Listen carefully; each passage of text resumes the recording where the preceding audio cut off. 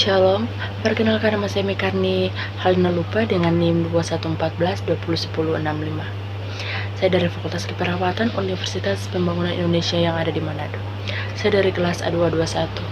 Tujuan pembuatan video ini adalah untuk memenuhi tugas ujian tengah semester dengan mata kuliah Psikososial dan Budaya dalam Keperawatan dengan dosen pengampu Nurse Tirsamongi Eskip MPS, dengan topik pembahasan transkultural dalam keperawatan yang di dalamnya ada globalisasi dan perspektif transkultural dalam diversity dalam masyarakat. Termasuk dalam pembahasan yang pertama adalah keperawatan transkultural dalam globalisasi dalam pelayanan kesehatan. Keperawatan transkultural didefinisikan oleh Leitinger pada tahun 2002 sebagai penelitian perbandingan budaya untuk memahami persamaan budaya universal dan perbedaan budaya tertentu di antara kelompok manusia.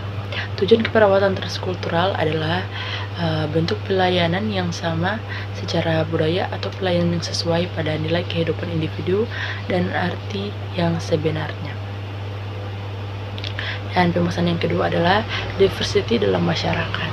Makna diversity atau keragaman berasal dari kata ragam yang menurut Kamus Besar Bahasa Indonesia artinya tingkah laku, macam jenis, lagu musik langan, warna corak ragi, laras. Sehingga keragaman berarti perihal beragam-ragam berjenis-jenis perihal ragam, hal jenis beragaman yang dimaksud di sini suatu kondisi dalam masyarakat di mana terdapat perbedaan-perbedaan dalam berbagai bidang, terutama suku, bangsa, dan ras, agama dan keyakinan, dan ideologi, adat, kesopanan, serta situasi ekonomi. Pembahasan yang ketiga adalah teori kultural care Leitinger.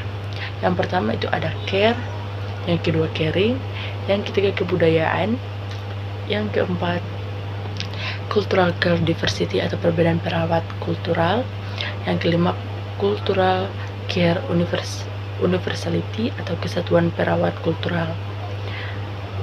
Dan pembahasan yang keempat adalah pengkajian budaya.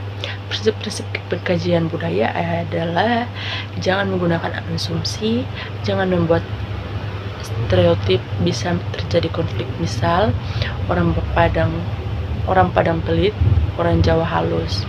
Yang berikut menerima dan memahami metode komunikasi, menghargai perbedaan individual, menghargai kebutuhan personal dan setiap individu, tidak lelah membeda-bedakan keyakinan klien, dan yang terakhir adalah menyediakan motivasi terkait kebutuhan pribadi. Pembahasan yang berikut yang kelima adalah aplikasi transkultural nursing sepanjang daur kehidupan masyarakat atau manusia. Yang pertama adalah perawat kehamilan dan kelahiran, kedua perawat dan pengasuh anak, ketiga perawat pada lansia, yang keempat adalah perawatan menjelang dan saat kematian. Pembahasan yang keenam adalah aplikasi transkultural pada beberapa masalah kesehatan. Yang pertama yaitu aplikasi transkultural pada masalah kronik. Penyakit kronik adalah penyakit yang timbul bukan secara tiba-tiba, melainkan akumulasi dari suatu penyakit hingga akhirnya menyebabkan penyakit itu sendiri.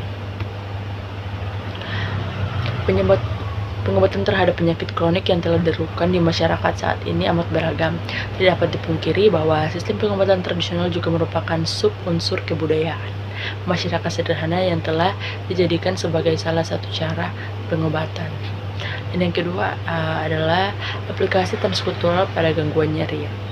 Nyeri adalah pengalaman sensori dan emosional yang tidak menyenangkan akibat dari kerusakan jaringan aktual atau potensial. Nyeri adalah alasan utama seseorang untuk mencari bantuan perawatan kesehatan.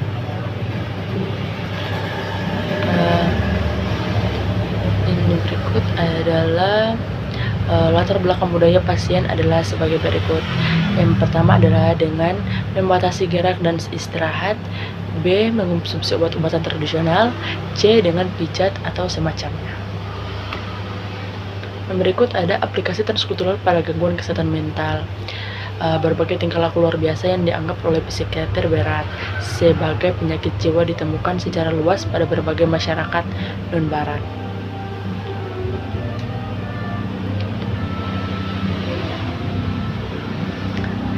Sekian pembahasan dari saya. Untuk itu, saya pamit undur diri dan terima kasih. Halo, untuk teman-teman atau adik-adik yang ingin bergabung dengan kami di UNPI, di Universitas Pembangunan Indonesia Manado, jangan ragu-ragu. Di Fakultas UNPI sudah terakreditasi B, apalagi di Fakultas Keperawatan. Di Fakultas Keperawatan sudah S1. Dan jika ada kakak yang ingin melanjutkan ke studi nurse, di UNPI juga sudah disediakan. Dan di UNPI juga dosen-dosennya berkualitas. Dan oh ya, jangan lupa gabung. Bye bye.